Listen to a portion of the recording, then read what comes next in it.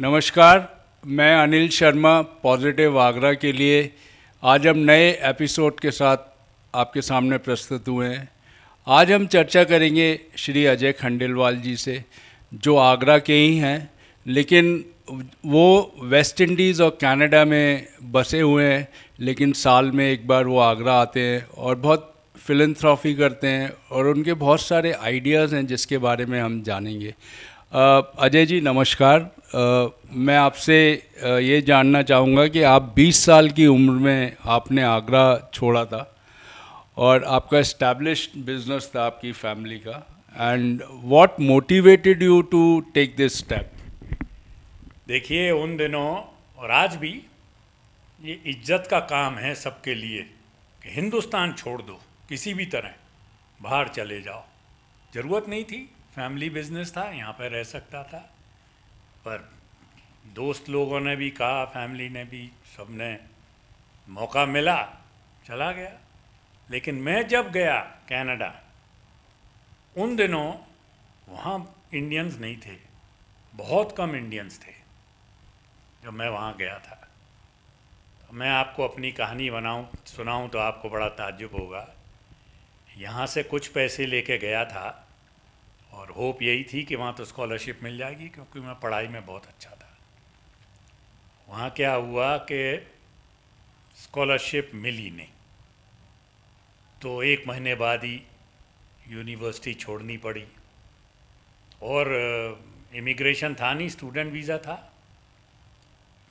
तो जैसे सब इंडियंस आजकल करते हैं, थोड़ा इलीगल काम वगैरह किया, थोड़ा पैसा वैसा कमाने के लिए, और फिर यूनिवर्सिटी ऑफ यॉर्क यूनिवर्सिटी में मास्टर्स ऑफ मैथमेटिक्स में स्कॉलरशिप मिल गई।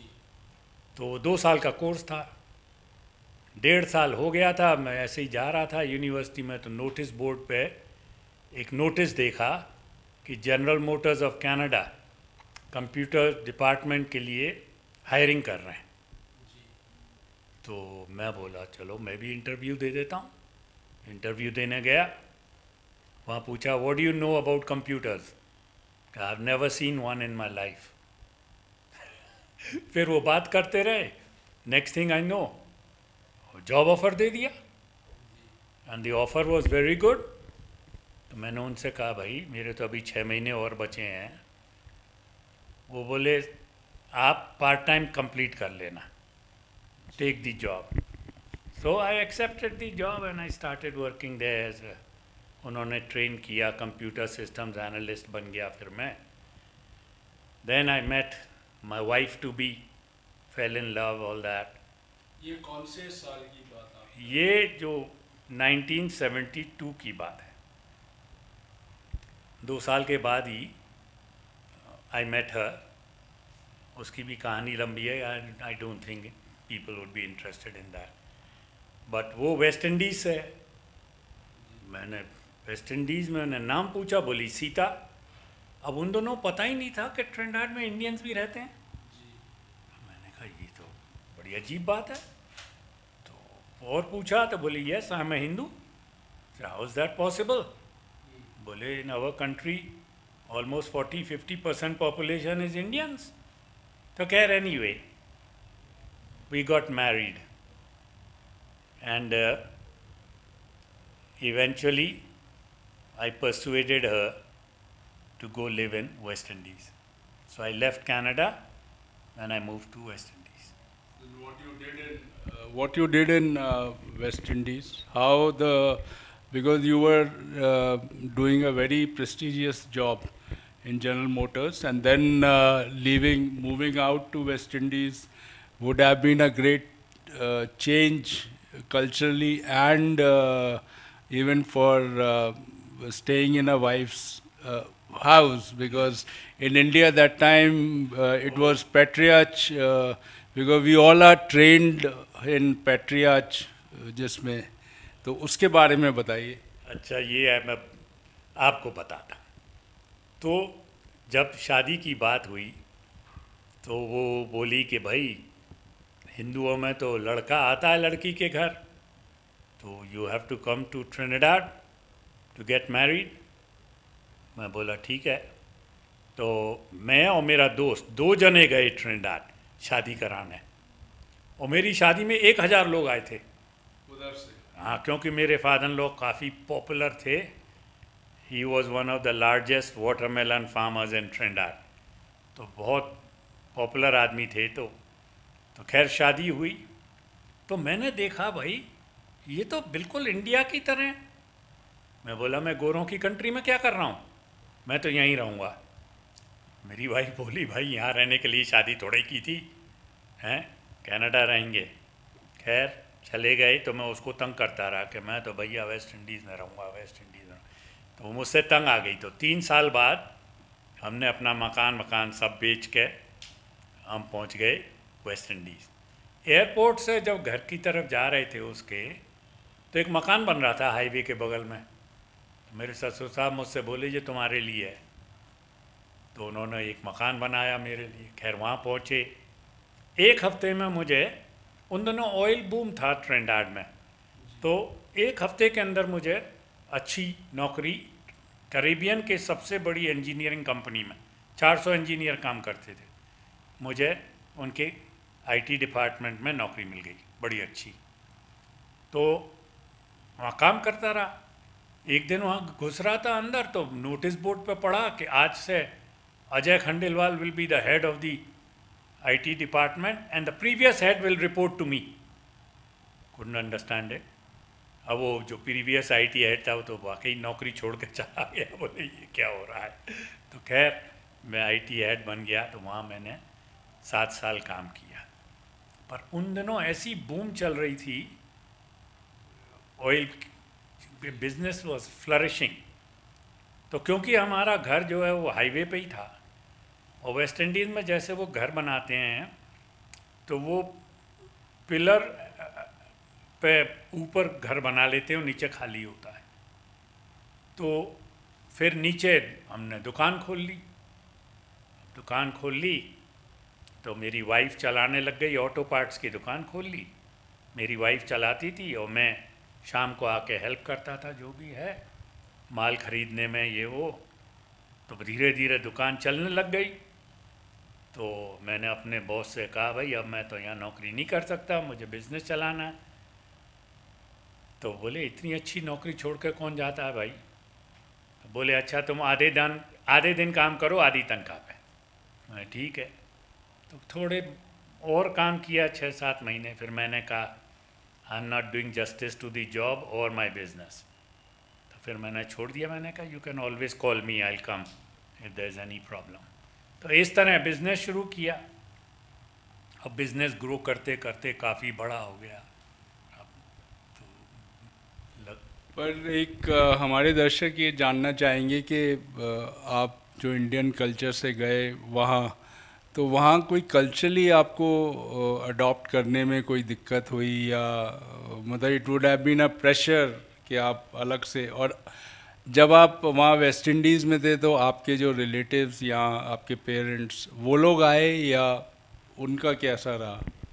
देखिए वेस्ट इंडीज़ ट्रिनिडाद में मेरे ख्याल से वहाँ के लोग they are more Indian than Indian. आपको बिलीव नहीं करेगा, वहाँ इतने मंदिर हैं छोटी सी कंट्री में कि आप पूछिए मत, और लोग बड़े रिलीजियस हैं।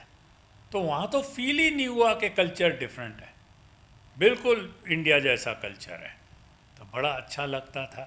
अब जब यहाँ वहाँ सेटल हो गया तो यहाँ से मेरे भाई, मेरे कज़न्स वगैरह सब आए।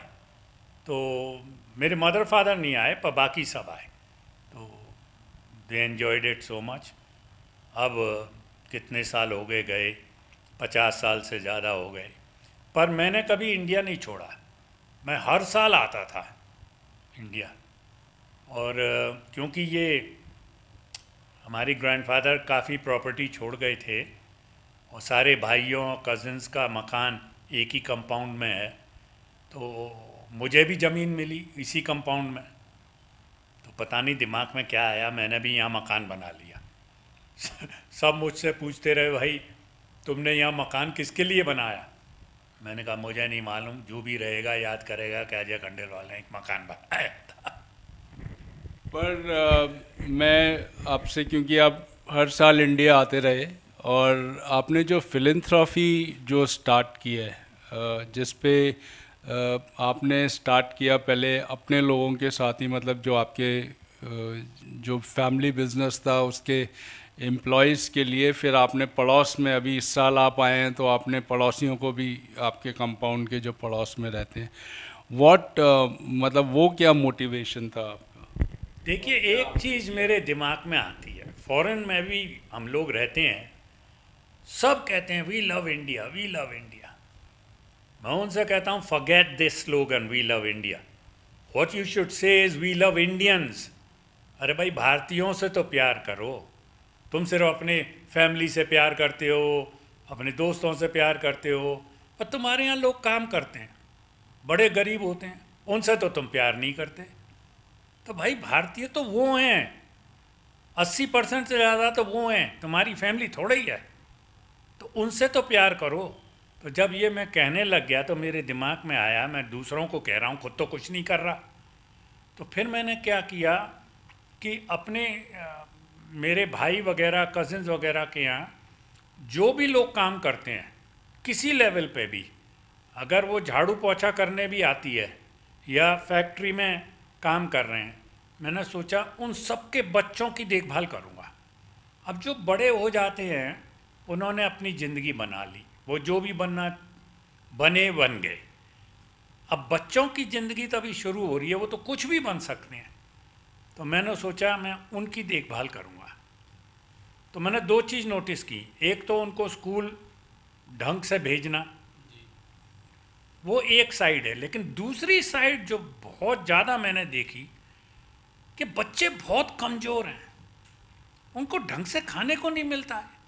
जब पूछा बेटा तुमको क्या खाते हो, तुम क्या खाते, बोले चावल, चावल और दाल, कुछ नहीं मिलता, हड्डी पसली कहाँ से बनेगी। तो भाई बड़ा दुख हुआ। तो मैंने सोचा अब क्या किया जाए। तो मैंने एक काम किया कि जो भी बच्चे स्कूल जाते हैं, जिनको मैं देख रहा हूँ, सारे एम्प्लॉयज़ के बच्चों को, उन सबको रोज़ एक गिलास दूध, एक फल और एक अंडा रोज़ देता हूँ, कुछ तो प्रोटीन मिले उनको। तो ये अब मैं कर रहा था। फिर क्या हुआ, फिर देखा कि घर के बाहर इतनी बड़ी बस्ती है जहाँ पे ये कई जो हमारे यहाँ डोमेस्टिक वर्कर्स होते हैं, झाड़ू पोछा लगाते हैं, ये वो करते हैं, वो लोग वहाँ रहते हैं।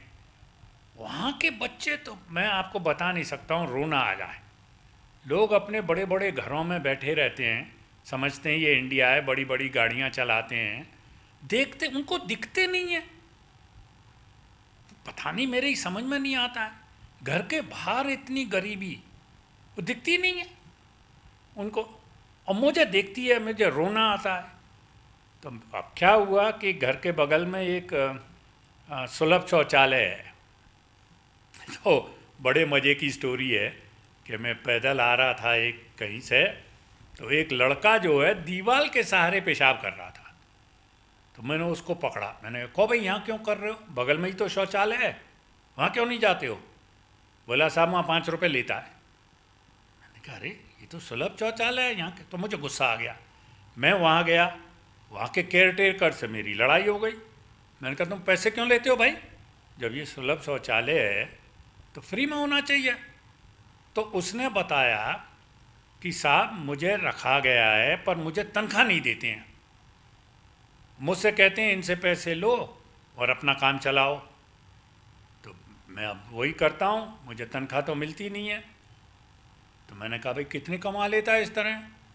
बोला बाबूजी 5-6 हज़ार रुपये कमा लेता हूँ। और उसको एक कोठरी दे रखी है सुलभ शौचालय के अंदर, छोटी सी, जिसमें वो अपना परिवार पाल रहा है, 4 बच्चों को। और छोटी सी कोठरी में इन किसी रईसों को वहाँ बैठाओ गर्मी में, तब इनको पता लगेगा क्या होता है। इतनी गर्मी, सोते भी कैसे हैं बच्चे, मेरी तो समझ में नहीं आता। तो मैंने साहब उसके लिए एक कूलर ख़रीद दिया।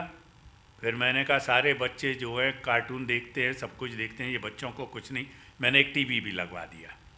अब उस परिवार से इतना लगाव हो गया है कि मैं रोज़ सुबह वहाँ जाके सुलभ शौचालय के बाहर वो बेचारा खटिया बिछा देता है, तो हम सड़क किनारे बैठ के चाय पीते हैं। अब चाय पीने लग गए तो देखा इतने मेल नरिश्ड बच्चे, तो मैंने कहा चल, उसका नाम विनोद है जो शौचालय में सफाई करता। मैंने कहा विनोद, इन बच्चों को अगर मैं उबले हुए अंडे देना चाहूँ तो बांट देगा? बोला हाँ बाबूजी। तो मैंने 30 अंडे दूसरे दिन भिजवाए उबले हुए। जब बांटने लग गए तो वहाँ बच्चे आए, लड़के, वो छीना झपटी करने लग गए बुरी तरह। तो मैंने विनोद से कहा भाई मैं तो नहीं बांटूंगा, ये सब मुझे नहीं पसंद। तो एक उसी एरिया का कोई बुज़ुर्ग था, वो भी बैठा था। बोले साहब एक काम करो, आप 8 साल से नीची बच्चियों को बांटो, बस लड़कों को मत दो, छोटी बच्चियों को बांटो। मैंने कहा बात तो सही है, अगर उस उम्र में ही अगर कुछ ढंग का प्रोटीन मिल जाए तो शायद वो स्वस्थ बड़ी हों। तो उनको फिर अंडे बांटने शुरू किए, तो 30 अंडे काफ़ी नहीं थे, तो अब 40 बांट रहा हूँ। दिल तो करता और बढ़ा दूँ, पर जितना सामर्थ्य है उतना ही कर सकता हूँ।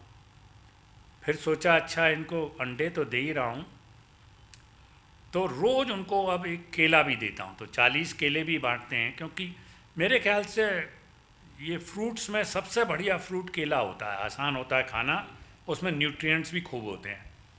तो अब आज की तारीख में 40 उबले हुए अंडे और 40 केले बांटे जाते हैं। मैं वहाँ बैठा रहता हूँ, उसके साथ चाय पीता रहता हूँ। अब ये लोग सब मुझे पहचान गए हैं, तो अच्छा लगता है, मिलने भी आते हैं। सब बच्चे बड़े प्यार से मिलते हैं, पर इट्स नॉट इनफ।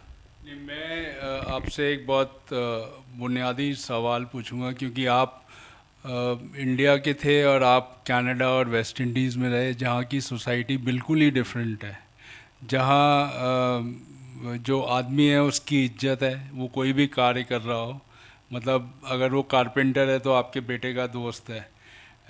लेकिन इंडिया में जो सोसाइटी है और इंडिया में जो सिस्टम है, उसका आपको क्या विरोध हुआ, या लोगों ने आपके रिलेटिव्स ने या आपके भाइयों ने उसको सपोर्ट किया, या उसमें कोई रेजिस्टेंस था? सपोर्ट तो नहीं किया, मुझसे ये भी कहा कि तेरे अलावा इस पूरी फैमिली में कोई नहीं कर सकता ये। मैंने कहा भाई मुझे तो बहुत अच्छा लग रहा है, क्योंकि कमरों में बैठे रहो तो कितने लोग तुम्हें जानते हैं। अरे इज्जत पानी है, बड़ी गाड़ी खरीद लोगे तो कितने लोग इज्जत करेंगे, और बाहर बैठ के गरीबों को की सहायता करो, पूरी बस्ती तुम्हारी इज्जत करेंगी। तो मेरी तो समझ में नहीं आता। खैर उसके साथ बैठता हूँ तो उसकी इज्जत इतनी बढ़ गई है, पहले उससे कोई बात भी नहीं करता था, अब पूरा मोहल्ला उससे बात करता है, तो उसकी इज्जत बहुत बढ़ गई है।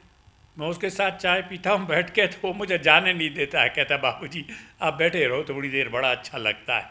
तो मैं बैठता हूँ, तो दिन में 2 दफ़े उसके साथ बैठ के चाय पीता हूँ। उसके बच्चे भी मेरे पास बैठे रहते हैं, बड़े खुश हैं। और मैंने क्या किया कि ये जितने भी बच्चों को पढ़ा रहा हूँ, और उसके भी 4 बच्चे, सबको लेके गया आगरा के सबसे महंगे क्लोथिंग स्टोर, क्या शॉपर्स स्टॉप कोई है बहुत बड़ा, वहाँ लेके गया। मैंने कहा सब अपनी मर्जी के एक एक जोड़ी कपड़े खरीदो। इन लोगों ने तो कभी इतनी बड़ी दुकान ही नहीं देखी थी, ज़िंदगी में नहीं देखी थी।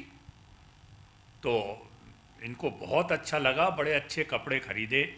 अब विनोद के बच्चे बहुत अच्छे कपड़े पहन के आते हैं जब भी, तो उनकी भी इज्जत बढ़ गई, दे फील गुड नाउ। अब उनका एडमिशन करा दिया, वो एडमिशन के लिए भी वो बोला बाबूजी मुझे तो अंग्रेजी स्कूल में भेजना है। मैंने कहा भाई तूने इन बच्चों को किसी स्कूल में नहीं भेजा, अंग्रेजी स्कूल में अब क्या जाएंगे। एक 6 साल की है, 4, 3, 2 कुछ ऐसे हैं, पर वो पीछे पड़ गया कि आप अंग्रेजी स्कूल में ही भेजना। तो आज ही वो भर्ती हुए हैं। अब इन स्कूलों की हालत देखो, 6 बच्चे भेजे भर्ती होने के लिए, 2 और एक कोई नई आई थी मेरे बड़े भाई के यहाँ खाना वाना बनाने, उसके 2 बच्चे थे, वो भी पीछे पड़ी थी कि अंग्रेजी स्कूल में ही भेजना, तो 6 बच्चे भेजे, मुझे पता भी नहीं था।